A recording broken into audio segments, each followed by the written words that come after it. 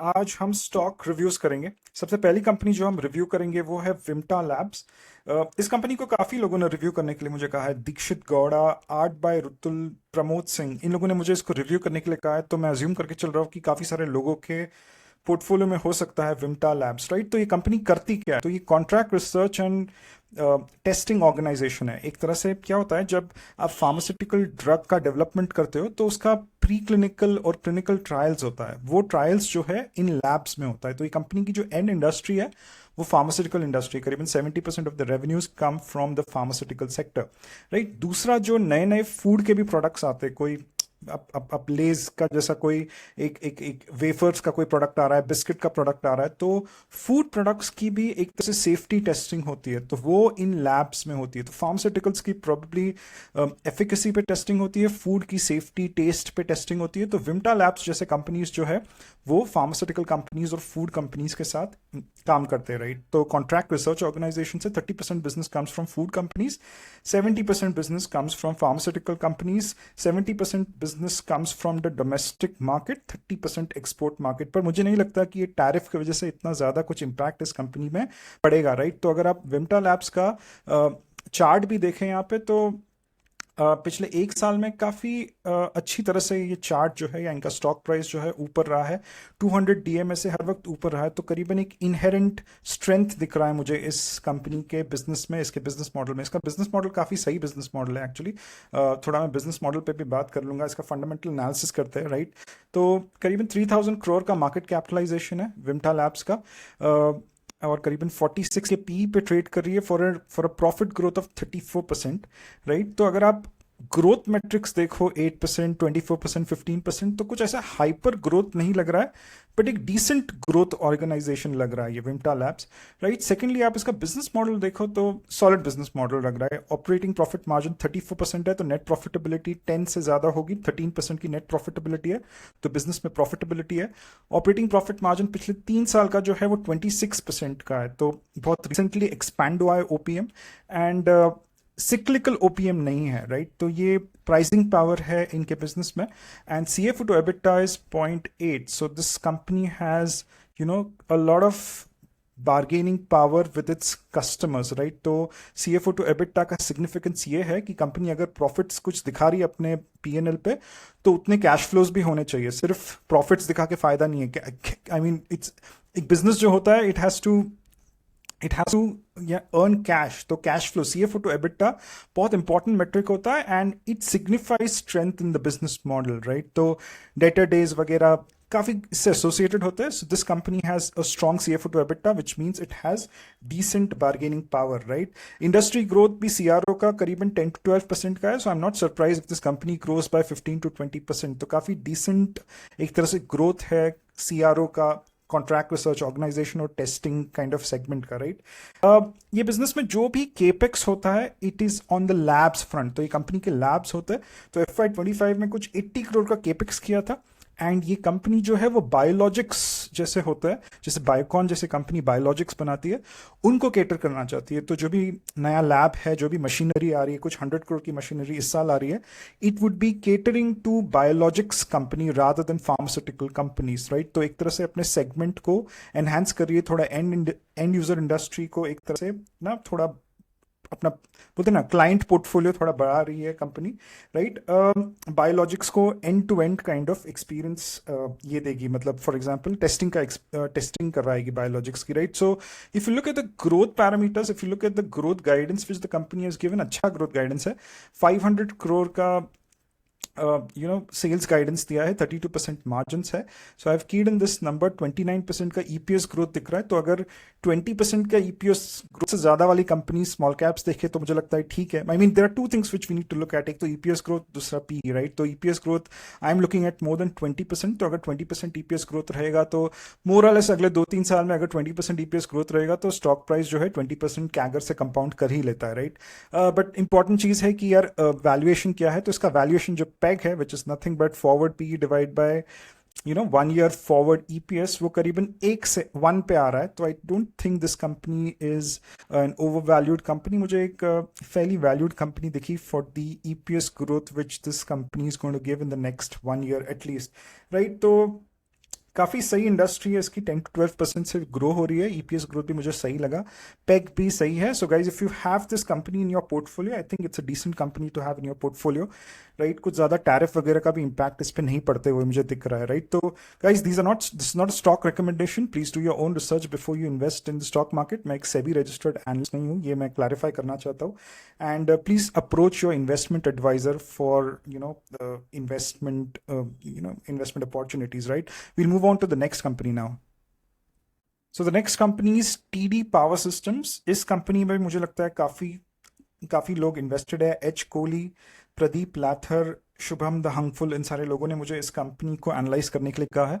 ये कंपनी एक capital goods company है। It manufactures generators and motors. तो ये आप जनरेटर्स देख रहे हो, ये फोटोज जो मैंने यहाँ पे चिपकाए हैं, these are generators and motors that this company manufactures. तो बेसिकली जनरेटर मोटर में क्या होता है कि ये इंजन्स एंड टर्बाइंस में एक तरह से इस्तेमाल होते हैं, where in mechanical energy is kind of converted into electrical energy, right. तो इस कंपनी का जब मैं फंडामेंटल एनालिसिस कर रहा था, मुझे काफ़ी सही कंपनी लगी, राइट। अगर आप इसका स्टॉक प्राइस या स्टॉक चार्ट भी देखो, अच्छा है। मतलब एक तरह से ये मार्च के वक्त टूटा था ये एक तरह से स्टॉक प्राइस, बट फिर से कंपनी में इनहेरेंट स्ट्रेंथ है, जिसके कारण ये बिजनेस जो है ये फिर से ऊपर जाने लग गया है यहाँ पे, राइट। एक मिनट, हाँ। तो ये बिजनेस एक तरह से ऊपर जाने लग गया सिंस, और the stock price started going up since मार्च 2025। और मैं बताता हूँ कि इसके इनहेरेंट स्ट्रेंथ के बावजूद भी मुझे थोड़ा हेजिटेशन होगा इस कंपनी में एक तरह से कैपिटल एलोकेट करने के लिए, बिकॉज यू नो थोड़ा फंडामेंटल एनालिसिस करते, करीबन 8,000 करोड़ का मार्केट कैपिटलाइजेशन है, पी है 41 for an EPS growth of 49। तो 49 ईपीएस ग्रोथ के लिए 41 is a decent P. B to B company है, सीमेंस और जी जैसे इंटरनेशनल कंपनीज के साथ काम करती है, ग्लोबल कंपनीज के साथ काम करती है। हाइपर ग्रोथ कंपनी दिख रही है। अगर आप ग्रोथ पैरामीटर्स मेट्रिक्स पे देखोगे तो यार 30, 40, 50% का ग्रोथ दिख रहा है। बट प्रॉब्लम ये है कि 60% of the revenues come from exports, and top line को यूएस का कॉन्ट्रीब्यूशन करीबन 25% है। तो राइट, ये जो भी एआई सेंटर का, डेटा सेंटर का बूम चल रहा है यूनाइटेड स्टेट्स का, उसका टेलविंड, ये सॉलिड टेलविंड इस कंपनी के साथ है। बट इसके ऊपर वो 50% टैरिफ्स अगर लागू हो जाएंगे तो इनके प्रोडक्ट्स बहुत अनकॉम्पिटिटिव प्रोडक्ट्स हो जाएंगे यूएस मार्केट्स में, right. 25 to 30% of the business comes from the United states. तो मैनेजमेंट चाहे कितना भी बोल दे कि हम लोग नए मार्केट्स देखेंगे, जो भी देखेंगे, बट शॉर्ट टर्म में मेरे को लगता है कि थोड़ा दिक्कत होगा अनलेस वो 50% टैरिफ्स हट जाए। तो डेटा सेंटर जो थीम है यूएस में, जो भी एआई का थीम चल रहा है, उसके लिए, उसको पावर करने के लिए डेटा सेंटर्स चाहिए। वो डेटा सेंटर्स में जो भी इंजन्स, टर्बाइंस तो चलो डेटा सेंटर में इतना इस्तेमाल नहीं होते, बट जो भी एक कैपिटल गुड्स रिक्वायरमेंट होते हैं उन डेटा सेंटर्स में, वो कहीं ना कहीं टीडी पावर सिस्टम्स एक तरह से फुलफिल करती है। इसका अगर आप ऑपरेटिंग प्रॉफिट मार्जिन देखोगे तो 18% है, net profitability is more than 10%। तो बिजनेस में प्रॉफिटेबिलिटी है, सीएफओ टू एबिटा थोड़ा कमजोर है। तो बिजनेस मॉडल ऐसा फ्लैम्बॉयंट और फैंटास्टिक बिजनेस मॉडल नहीं है, थोड़ा एवरेज बिजनेस मॉडल है, बट ग्रोथ जो है वो हाइपर ग्रोथ है, राइट। तो ये कंपनी अपने कैश प्रॉफिट्स को कैश फ्लोज में कन्वर्ट नहीं कर पा रही है। जो बड़े क्लाइंट्स है, थोड़ा डेटर्स का प्रॉब्लम है, डेटर डेज बहुत ज़्यादा है, रिसीवेबल्स का थोड़ा प्रॉब्लम है।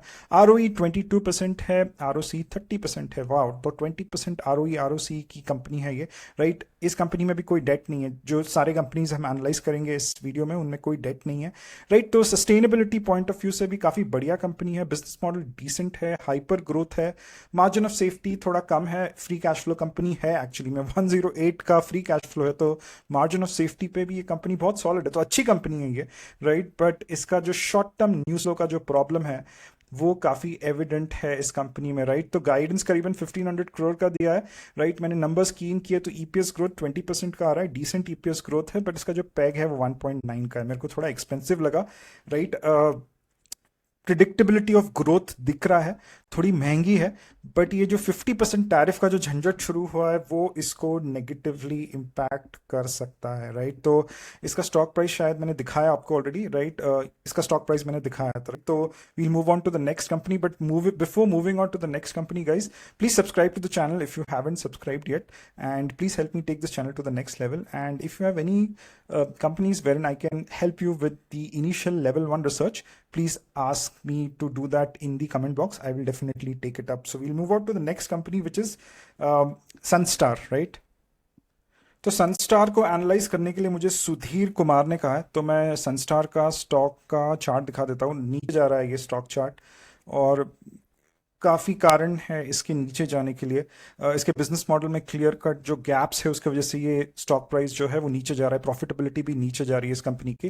राइट, तो मैं सीधा मेन पॉइंट पे आ जाता हूँ कि इसके बिजनेस मॉडल में जो गैप्स है वो क्या गैप्स है। तो कंपनी को थोड़ा मैं दिखा देता हूँ कंपनी क्या बनाती है। तो ये जो ना मेज के स्पेशलिटी प्रोडक्ट्स होते हैं ना, जैसे कॉर्न स्टार्च, वो ये कंपनी बनाती है। जो एफएमसीजी में बेकिंग पाउडर बेकिंग सोडा वो सब बना है ना, उसका इनपुट इंग्रेडिएंट सनस्टार बनाती है। राइट, तो मेज भुट्टा जो होता है, भुट्टा के स्पेशलिटी प्रोडक्ट्स बनाती है ये कंपनी। राइट, और इसके इंडस्ट्रियल यूजेस है, पेपर इंडस्ट्री, फार्मास्यूटिकल वगैरह को सप्लाई करती है। बट प्रॉब्लम इस कंपनी का ये है कि इसका 90% जो कॉस्ट स्ट्रक्चर है वो मेज के ऊपर डिपेंड है। तो कल अगर मेज के प्राइसेस बढ़ जाएंगे तो इसकी प्रॉफिटेबिलिटी घट जाएगी। तो यहाँ पे पिछले साल 2023-24 में मेज के प्राइसेस बढ़ गए थे, इसकी प्रॉफिटेबिलिटी घट गई थी, और उसकी इम्पैक्ट आपको एक उसके जो स्टॉक प्राइस में दिख रहा था। राइट, तो एक कमोडिटाइज बिजनेस है, बहुत सिक्लिकल बिजनेस है। कोई भी अगर इसमें इन्वेस्ट करता है तो उसको मेज के प्रोडक्शन साइकिल की बहुत अच्छी जानकारी होनी चाहिए, क्योंकि मेज का प्राइस ही डिफाइन करेगा कि स्टॉक ऊपर जाएगा कि नीचे जाएगा। तो अगर मेज के प्राइसेस कम है या फिर भुट्टा के प्राइसेस कम है तो कंपनी की प्रॉफिटेबिलिटी बहुत अच्छी रहेगी। तो यहाँ पे cyclical profitability, operating profit margin 6% का है, पिछले 5 साल का 8% का है, नेट प्रॉफिटेबिलिटी 4.5% की। तो बिजनेस में प्रॉफिटेबिलिटी है ही नहीं। राइट, सीएफओ टू एबिटा इसका अच्छा है, तो अपने जो एंड कस्टमर्स के साथ इसकी बहुत अच्छी बार्गेनिंग पावर है। राइट, तो जो भी FMCG company, pharmaceutical, paper companies के साथ एक तरह से ट्रेड करती है कंपनी, या फिर उनको माल अपना बेचती है, उनसे पैसा निकालती है सही वक्त पे। तो कहीं ना कहीं बिजनेस मॉडल मेरे को CFO to EBITDA point of view से, bargaining power point of view से अच्छा लगा। बट ये कमोडिटाइज कंपनी है सुधीर, ये सिक्लिकल कंपनी है। राइट, तो भले इसका कुछ भी ग्रोथ रहने दो, मे बी ग्रोथ बहुत जबरदस्त आ जाएगा 1 साल के बाद, फिलहाल इतना अच्छा ग्रोथ नहीं है। राइट, बट ये एक बिजनेस मॉडल, इसका एक कमजोर बिजनेस मॉडल है। All you will have to do is कि यार ये मेज का प्राइस, डर हर वक्त डर लगा रहेगा कि यार कहीं मेज का प्राइस ना बढ़ ना जाए तो मेरा नुकसान ना हो जाए। तो बहुत टाइम करना पड़ेगा। तो if you like a full time trader और एन इन्वेस्टर जो हर वक्त मार्केट में घुसा रहता है, तो it is this company is for those kind of people. And if you're a professional, or if you're working somewhere और इतना ध्यान नहीं दे पाओगे अपना जो भी पोर्टफोलियो वैसे कंपनी से अंदर जिसमें पैसा लगाया, तो थोड़ा देख समझ के एक तरह से करना पड़ेगा। तो सुधीर ने मुझको एक तरह से इसको एनालाइज करने के लिए कहा है। राइट, तो इस सेक्टर का जो बार्गेनिंग पावर, सॉरी, इस सेक्टर में जो बैरियर्स टू एंट्री बहुत सही है। जो ये कॉर्न का जो स्पेशलिटी प्रोडक्ट्स बनाती हैं, तो सिर्फ 4 से 5 कंपनीज है। काफ़ी अच्छा बैरियर्स टू एंट्री है, बट प्राइसिंग पावर नहीं है, जो कि एविडेंट है इनके ऑपरेटिंग प्रॉफिट मार्जिन से। कमोडिटाइज कंपनी है, सिक्लिकल कंपनी है, and bargaining power with the end customer इसका अच्छा है। बट थोड़ा बिजनेस मॉडल मेरे को कमजोर लगा। सस्टेनेबिलिटी वगैरह पे भी थोड़ी कमजोरी है, 10% है। डेट टू इक्विटी, जिसने कहा कि इस वीडियो में सारे जो भी कंपनीज हम एनालाइज करेंगे उनमें ज़्यादा कुछ डेट है नहीं। आरओई आरओसी भी कम ही है, 12% ही है। तो आई am not a big fan of companies, commoditized companies like this. So this was the third company that we analyzed. We'll take the final company now. So the next company is Standard Glass Lining Technology. इस company को analyse करने के लिए मुझे सृजन शाह ने कहा है। तो ये कंपनी बेसिकली ना रिएक्टर्स और एक्सचेंजर्स बनाती है। तो क्या होता है, फार्मास्यूटिकल्स में, केमिकल्स में जो भी लिक्विड होता है, जो भी इनपुट लिक्विड होता है, या फिर इंटरमीडिएट जो भी प्रोडक्ट होता है, उनको वो बड़े बड़े बर्तनों में एक तरह से स्टोर करना पड़ता है, या फिर उनको फिल्टर करना पड़ता है, ड्राई करना पड़ता है। तो वो ये कंपनी काम करती है। तो इंजीनियरिंग इक्विपमेंट्स बनाती है, जो आप फोटोज देख रहे हो स्क्रीन पे, एंड केमिकल कंपनीज और फार्मास्यूटिकल कंपनीज के साथ एक तरह से काम कर रही है। तो इनका जो मेजर बिजनेस है वो फार्मा कंपनी से आता है। करीबन 82% का बिजनेस जो है वो फार्मास्यूटिकल कंपनी से आता है। काफ़ी रिसेंटली लिस्टेड कंपनी है। राइट, तो जैन में एक तरह से इनकी लिस्टिंग हुई थी। थोड़ा कंफ्यूज है स्टॉक प्राइस भी, मार्केट भी थोड़ा कंफ्यूज है कि इसको क्या देना है, मतलब ऊपर लेके जा रहा है, नीचे लेके जा रहा है स्टॉक प्राइस को। तो स्टॉक प्राइस जब स्टार्टिंग में थोड़ा टूट गया, फिर अभी थोड़ा ऊपर जाने लगा। राइट, तो कंफ्यूजन क्यों है वो भी थोड़ा हम उसके ऊपर भी बात कर लेते हैं। ये कंपनी का अगर आप ग्रोथ देखो, राइट, तो यहाँ पे it's 3200 market cap company. Right, P46 है। ईपीएस ग्रोथ -85 है, क्योंकि 200 करोड़ का आईपीओ हुआ है जनवरी 2025 में, तो उसका ईपीएस पे प्रभाव पड़ता है। बट आप प्रॉफिट ग्रोथ देखिए, पिछले 1 साल का 10%, 13% है। तो पिछले 1 साल में इतना कुछ प्रॉफिटेबिलिटी अच्छा नहीं हुआ है। प्रॉफिट ग्रोथ और सेल्स ग्रोथ पिछले 3 साल का 37% है, क्योंकि कोविड के वक्त जो भी केपेक्स हुआ फार्मास्यूटिकल्स में, वो एक तरह से रिफ्लेक्ट कर रहा है इस पिछले तीन साल के प्रॉफिटेबिलिटी पे, सेल्स ग्रोथ पे। बट पिछले 1 साल का इतना कुछ तगड़ा दिख नहीं रहा है।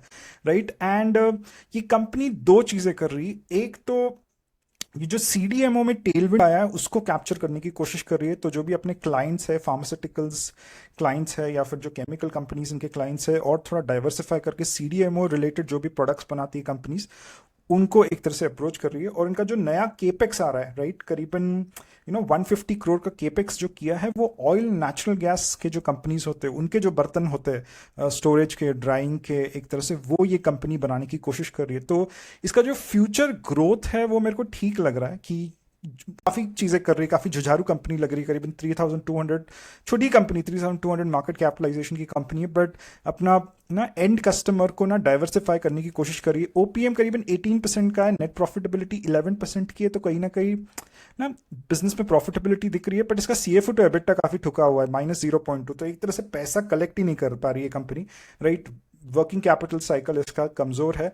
सस्टेनेबिलिटी पैरामीटर्स पे मेरे को कमजोरी लगी। 12% है आरओई, रीसेंट आरओई, आरओसी 17% है, राइट। तो इसका जो भी आएगा ग्रोथ, वो एक तरह से उसका जो भी गाइडेंस दिया है कि नए जो क्लाइंट्स अगर उनको एक तरह से कन्वर्ट करके कंपनी अगर और बिजनेस लेके आती है, तो कहीं ना कहीं उसकी सस्टेनेबिलिटी भी इंप्रूव होगी और बिजनेस मॉडल थोड़ा इंप्रूव करना पड़ेगा, because the CFO to EBITDA does not have a lot of bargaining power with its end users. तो ये company is a competitor to GMM Pfaudler, और इनके मैनेजमेंट कहते हैं अपने कॉन कॉल में कि they have technology which is better than GMM Pfaudler, right. तो जीएम फॉडलर एक बहुत सॉलिड कंपनी है, वो भी ग्लास इक्विपमेंट्स बनाती है। कोविड में जीएम फॉडलर एक हीरो माना जाता था, राइट। तो काफी ज्यादा कंपटीशन है, but they say that they have a मोट in its technology, and that is what is reflected in their operating profit margin, right. ये कंपनी ठीक ठाक कंपनी है। इन्होंने भी गाइडेंस जो दिया है वो ठीक ठाक गाइडेंस दिया है, 15-20% ग्रोथ का गाइडेंस दिया है, राइट। तो आई हैव कीड इन ऑल द डिटेल्स। तो ईपीएस ग्रोथ अच्छा आया है, 25% का आया है, बट पैक मुझे 1.6 का निकला है। तो मॉडरेटली ओवर वैल्यूड कहूंगा मैं, कि फेयरली वैल्यूड तो नहीं है कंपनी। एंड इस कंपनी को थोड़ा वॉच लिस्ट में रख के इसको देखना पड़ेगा कि आगे इसका क्या फ्यूचर है। सीडीएमओ का टेलविंड, इस ये कंपनी कैसा उसका फायदा उठा सकती है, या फिर जो भी नया केपेक्स कर रही है उसमें क्या होगा, राइट। तो ये जो भी कंपनीज हमने एनालाइज किए, काफी डिसेंट ईपीएस ग्रोथ की कंपनीज है, एक्सेप्ट फॉर सैनस्टर। सैनस्टर का जो फ्यूचर गाइडेंस बहुत जबरदस्त है, बट मैंने उसको काटने की जरूरत नहीं समझी, क्योंकि बिजनेस मॉडल ही कमजोर है, राइट। तो so this was a brief about these companies, guys. Thank you very much for your time. Take care. Bye bye.